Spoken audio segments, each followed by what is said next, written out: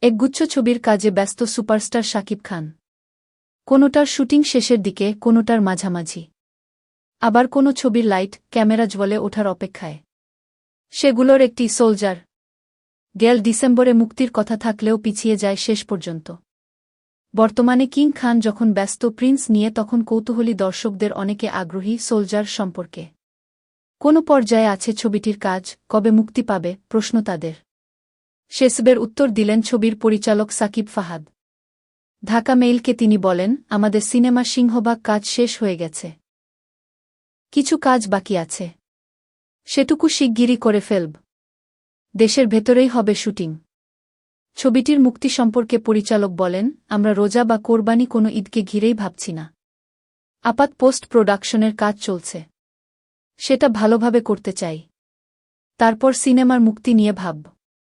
গত বছরের অক্টোবরে শুরু হয় সোলজারের শুটিং। এতে শাকিবের বিপরীতে অভিনয় আছেন তানজিন তিশা। শাকিব-তিশা ছাড়াও আরও অভিনয় করছেন তারিক আনাম খান, জান্নাতুল ফেরদৌস ঐশী, এবিএম সুমন।